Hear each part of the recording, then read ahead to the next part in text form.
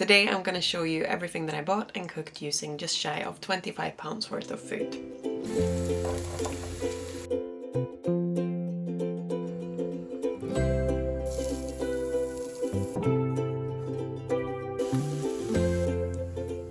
This week I went shopping at Tesco's, and this was, I would say, a little bit trickier than last time I did this. However, I still managed to come up with 28 servings of food, which is enough to feed 2 people for lunch and dinner for the gist of a week. So before we get into the cooking part, I'm going to show you everything that I bought and a little price breakdown.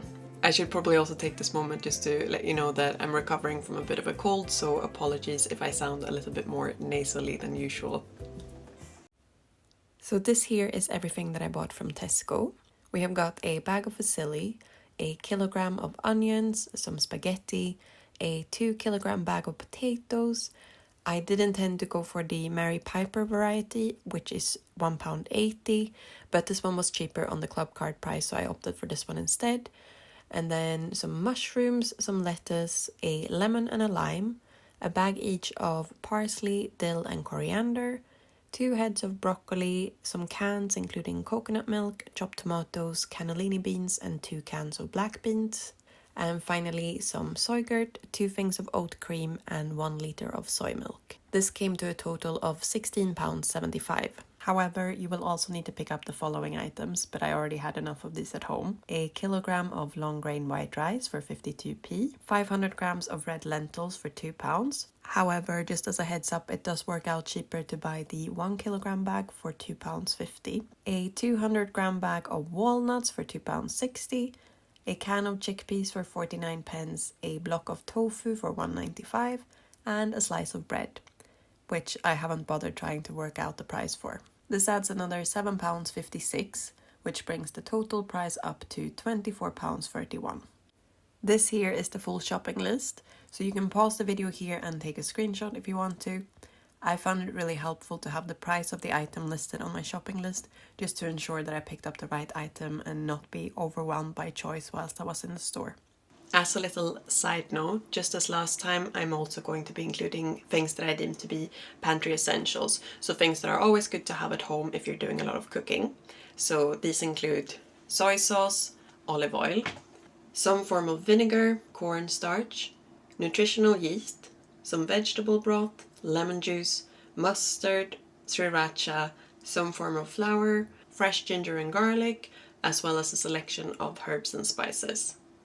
We will also need about 1/4 cup of oats and about a cup worth of breadcrumbs, but I forgot to include these in my stop motion. All of these items will be included at the bottom of the shopping list as well. To start the week off, I made this very simple but delicious spaghetti aglio e olio with cannellini beans, which only required 7 ingredients. To start, we will add our garlic and our chili flakes to some olive oil for about half a minute, and then adding some salt, some parsley and our cannellini beans. We'll leave this to saute whilst the pasta is cooking. Then when the pasta is ready, we will add it to the pan with a ladle full of pasta water to the bean mix. This was a really delicious meal. However, I probably went a little bit heavy-handed with the chili flakes. I'd say maybe half to 1 teaspoon of chili flakes would have been enough. If I was to make this again, I would probably also add another can of cannellini beans to bulk it out a bit. Next up, we are making a vegan take on a classic Swedish husmanskost, black bean balls with a creamy onion sauce and potatoes. For this, we will start by making our bean balls. So to a food processor, we will add the 2 cans of black beans, some sauteed onion, some chopped walnuts, oats, cornstarch, some soy sauce and mustard, as well as salt and pepper to taste. We'll then blitz this into a paste, roll it into balls, and fry it in some oil until they've gotten some more color. To make the onion sauce, we're going to saute some sliced onions until they've gotten soft and golden, and then we will pour in some oat cream, some cornstarch diluted in water, some soy sauce, vegetable stock, salt, pepper and nutmeg into the pan. We'll leave this to simmer for a couple of minutes until the sauce thickens. Then we're ready to serve with some boiled potatoes as a side. I also added some green peas that I found in the freezer for both this meal and another one coming up later in the week, because they go really well together and it just helps to bulk things out a little. For our third dish, we are making congee, which is a savoury rice porridge, But to add a bit more protein, we're also going to add some red lentils.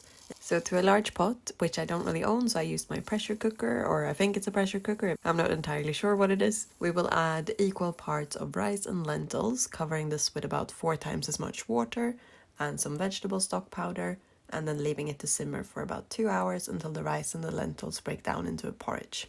I believe you're also meant to throw in some things like fresh ginger, garlic and lemongrass, but I just wanted to keep things simple.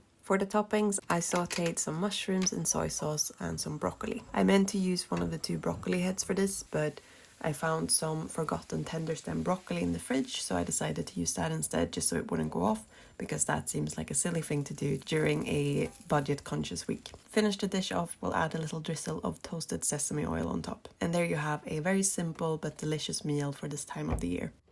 Next up, we've got this yummy red lentil curry from Rainbow Plant Life. For this, we will start by sauteing some garlic and ginger, then adding a mix of dried turmeric, chili flakes, cumin, coriander, curry powder, garam masala, salt and pepper, and then giving this a quick little roast before adding in some vegetable stock, our red lentils and some chopped tomatoes. And then we will leave this to simmer until the lentils have softened. We can then stir in some coconut milk and the optional step of almond butter. I actually had a jar with some scraps of almond butter at the bottom, and as I've decided to do a little project pantry over the next couple of weeks, I thought I'd throw it in there. But I have made this curry before without adding it in, and it's equally tasty. As a final step, we will throw in some coriander and lemon juice, and then we are ready to serve with a side of rice.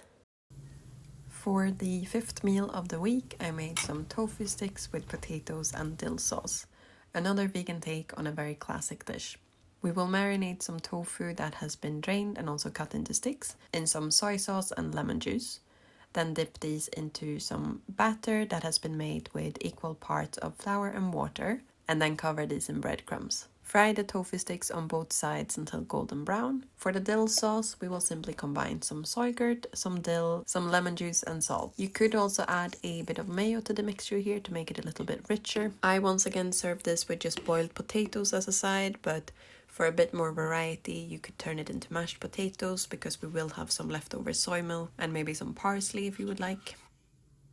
Nearing the end of the week, I made this walnut pasta recipe. I've never tried anything like this before, and I was a little bit worried how it was going to turn out, thinking it may be a complete fiasco, but this was probably the highlight of the week. Granted, it doesn't have the most inspiring color palette, but the walnuts really got to be the star of the show here, and the notes of lemon zest were just chef's kiss. To start, we will soak a slice of bread in some soy milk and leave this for about 10 minutes. The recipe called for a ciabatta style bread, but I just used a slice of wholemeal from the freezer. We'll then add the bread and the soy milk to a food processor along with the walnuts, some olive oil, garlic, nutritional yeast, salt, pepper, and the zest and juice of a lemon. We'll give this a blitz until it's creamy, but leaving some bits of walnuts for texture.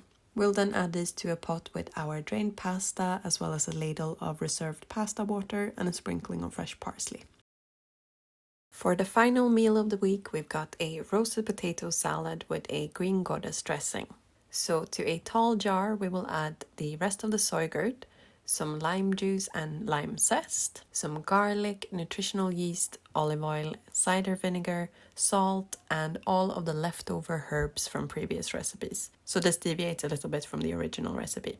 We'll blitz this until it's smooth and then set it aside. For the potatoes, we will add them to a bowl with some nutritional yeast, some salt, and some olive oil. I also parboiled the potatoes the day before for about 10 minutes.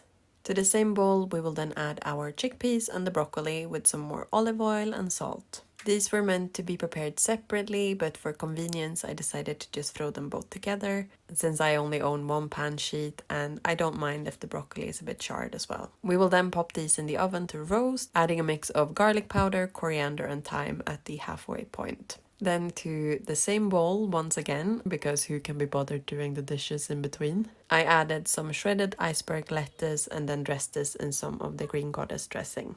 To assemble, we'll just put everything together in a bowl and add a generous drizzle of some more dressing on the top.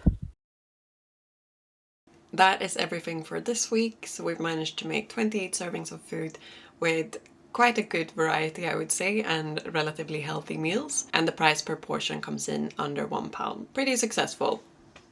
If you are looking for more budget inspiration, I recently made a video very similar to this one where I went shopping at Aldi, so please feel free to check that one out. If you've enjoyed this video, please feel free to give it a like and a comment. And as always, thank you so much for watching.